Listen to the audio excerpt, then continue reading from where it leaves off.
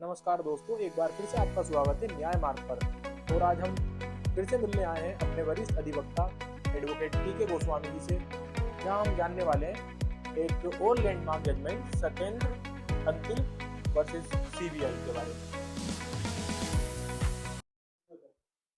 देखिए, आप देख रहे हैं न्याय मार्ग। ये न्याय मार्ग चैनल के बारे में आप हमारी लिंक पर जाके क्लिक करके पूरा समझ सकते हैं, देख सकते हैं। आज जो हम डिस्कशन करने वाले हैं वो ऑनरेबल सुप्रीम कोर्ट के उस लैंडमार्क जजमेंट का डिस्कशन है जिसने न्याय व्यवस्था में हलचल मचाया हुआ है। और ये हलचल इस कदर हलचल मचा हुआ है कि बेल जेल पर ऐसा जजमेंट इससे पहले कभी नहीं आया। बेसिकली एक बड़ा छोटा प्रिंसिपल ये है कि जेल क्यों और बेल क्यों। देखिए, जेल एक अपवाद है और बेल एक अधिकार है। पहले इसे ऐसे समझना जरूरी है कि किसी आदमी को क्यों जेल जाना चाहिए और क्यों उसकी बेल होनी चाहिए। देखिए, जब किसी के खिलाफ कोई मुकदमा दर्ज होता है तो मुकदमा दर्ज होने के बाद इन्वेस्टिगेशन शुरू होता है। और उस इन्वेस्टिगेशन में यदि वो कॉपरेट कर रहा है और ऑफेंस का नेचर ऐसा नहीं है कि उसे जेल जाना चाहिए, ऐसी परिस्थिति में उसने कॉपरेशन किया है और आईओ को ये लगता है कि हाँ, ये कॉपरेट तो कर रहा है, तो वो उसे जेल नहीं भेजेगा, उसे जुडिशियल कस्टडी नहीं मांगेगा, उसे पुलिस कस्टडी में नहीं रखेगा। और यदि ऑफेंस इतना बड़ा है कि वो समाज के लिए खतरा बना हुआ है तो ऐसी परिस्थिति में वो जेल जा सकता है। अब सवाल ये है कि वो जेल जाके क्या चीज होने वाली है और जेल ना जाके क्या चीज होने वाली है। बड़ी मोटी मोटी बात आप इसे ऐसे समझिए कि कोई आदमी अगर जेल जाएगा तो वो समाज के लिए जो खतरा था उस खतरे को वहां कम हो गया और उसने इन्वेस्टिगेशन में जो इन्फ्लुएंस डालने वाली बात थी वो खत्म हो जाएगी। उसके खिलाफ यदि चार्जशीट आ गई तो अब ऐसी कोई इन्वेस्टिगेशन की बात तो रह नहीं गई। ऐसी परिस्थिति में चार्जशीट आने के बाद उस कोर्ट में जब ट्रायल शुरू होगा तो उस ट्रायल में अपनी अपीयरेंस सिक्योर करनी होती है। अगर वो अपनी अपीयरेंस सिक्योर करने के लिए दो सिक्योरिटी दे देता है, दो जमानती उसने दे दी है, हर एक डेट पे वो आ रहा है, एविडेंस को टेम्पर नहीं कर रहा है, विटनेसेस को परेशान नहीं कर रहा है, तो उसका एक तरह से लीगल राइट बन जाता है बेल।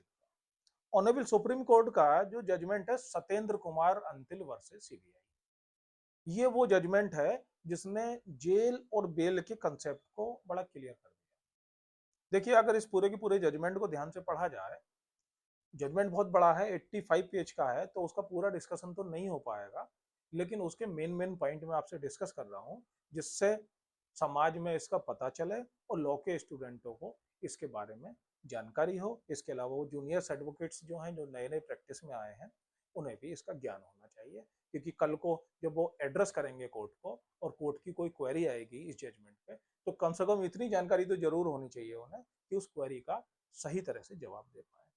देखिए, इस जजमेंट पे आते हैं।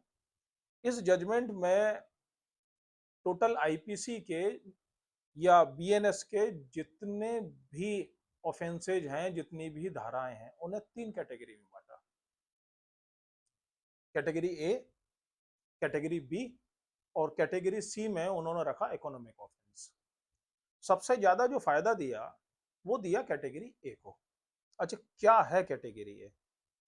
बेसिकली इनके जो पैरामीटर रहे सत्येंद्र अंतिल में ऑनरेबल सुप्रीम कोर्ट के, वो ये रहे कि वो ऑफेंसेज जिसमें 7 साल तक की सजा है या उसके नीचे, वो कैटेगरी ए में रखे।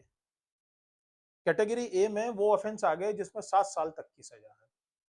वो मैक्सिमम ऑफेंस मजिस्ट्रेट ट्रायल है। केवल 308 जो है जिसमें 3 साल की सजा है वो सेशन ट्रायल है। बाकी करीब करीब सब ऑफेंस है मजिस्ट्रेट ट्रायल है। उन ट्रायलों में सत्येंद्र अंतिल में एक महत्वपूर्ण रूलिंग जिस पे हम पहले भी एक वीडियो बना चुके हैं, अर्नेस वर्सेज स्टेट, उसका जिक्र किया। अर्नेस में थोड़ा सा बताना इसलिए जरूरी है कि अर्नेस का, हालांकि इससे पहले भी हम अर्नेस पे वीडियो बना चुके हैं, इसलिए बताना जरूरी है कि सत्येंद्र अंतिल के इस जजमेंट में अर्नेस से ही शुरुआत हुई है। बेसिकली सीआरपीसी में 41A सीआरपीसी में होल्ड किया कि अगर मजिस्ट्रेट ट्रायल है, ऑफेंस बिलो 7 ईयर है और उसने इन्वेस्टिगेशन में कॉपरेट किया है, तो उसे पुलिस अरेस्ट नहीं करेगी।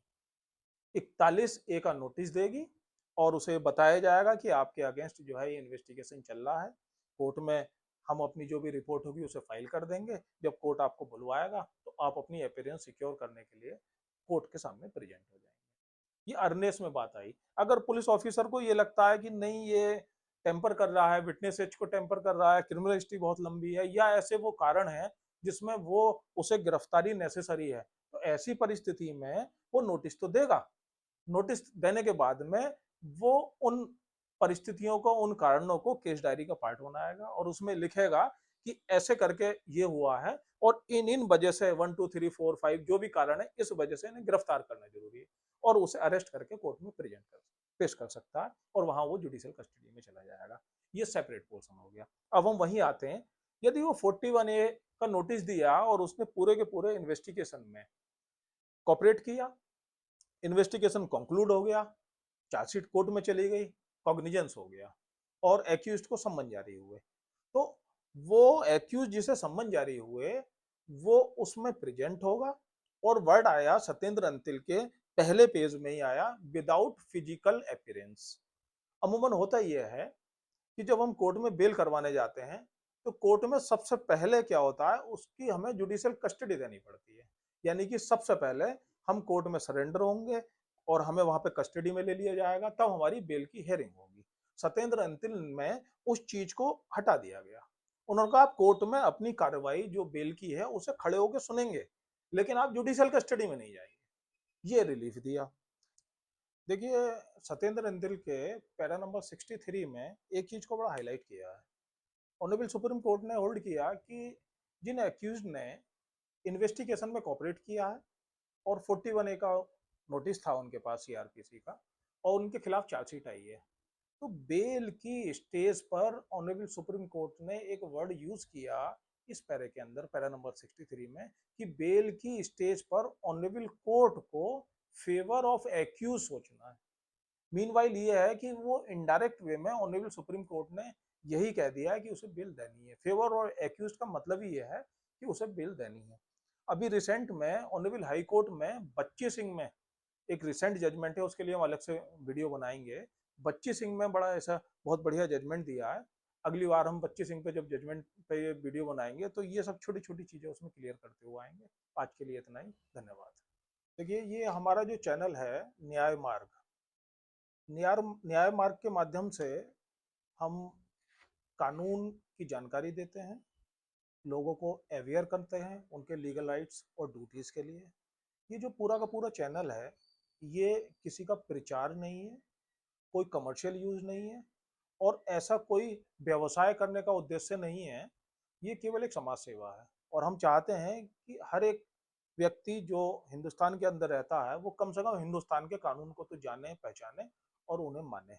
इसलिए इस चैनल का उदय हुआ। न्याय मार्ग पे बने रहिए। आपका बहुत बहुत धन्यवाद।